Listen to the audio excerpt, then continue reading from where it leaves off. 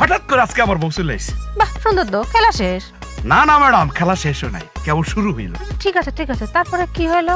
দাঁড়ান দাঁড়ান, আবার সামনে পড়েছে। আমার সামনে তো সেটা কিছু দেখতে পাচ্ছি না। তুমি কার কথা বলতেছ? ম্যাডাম আপনার সামনে পড়ে নাই, আমার স্কুটির সামনে পড়েছে। ও, একটু কষ্ট করে আমার সামনে আসতে গাও। এই আপনি ম্যাডামের চোখের সামনে যান যান। ম্যাডাম চাপ নাই চাপ নাই, আমার বউ ফেরত দেওয়া লাগবে না ম্যাডাম।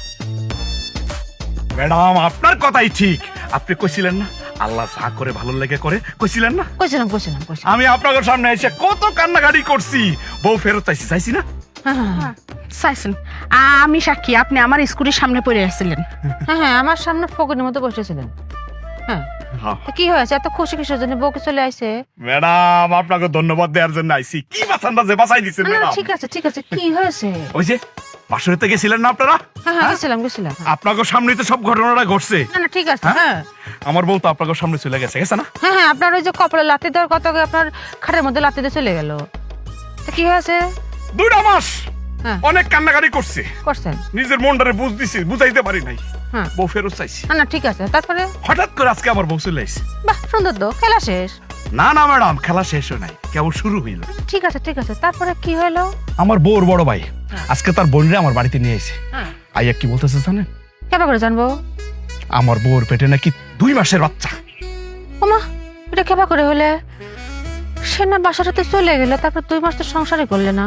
আমি তো এটাই কইতেছি ম্যাডাম, পয়েন্ট তো এটাই, যার সাথে আমি থাকলাম না, না শুইলাম না, কিছু করলাম না, তারপরে আমার বাচ্চা যায় কেমনি? না ঠিক আছে, বুঝলাম। তারপরে?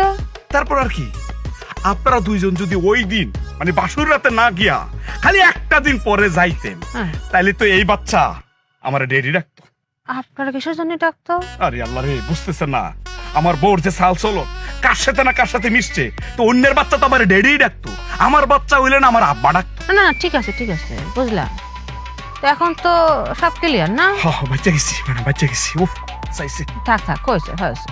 ঠিক আছে, আপনার এই শখ ভুলার জন্য আপনি একটা কাজ করতে পারেন। কি? আপনি একটা ব্যবসা করতে পারেন। আপনাকে বাড়িটা কিন্তু মেলা সুন্দর, হ্যাঁ? ওই বাড়ির যদি দলিল দেখায় আমাকে সমিতির থেকে একটা লোন নিতে পারেন, আমি ব্যবস্থা করে দেবো। লোন নিয়ে একটা ব্যবসা শুরু করে দেন, মন ভালো হয়ে যাবে।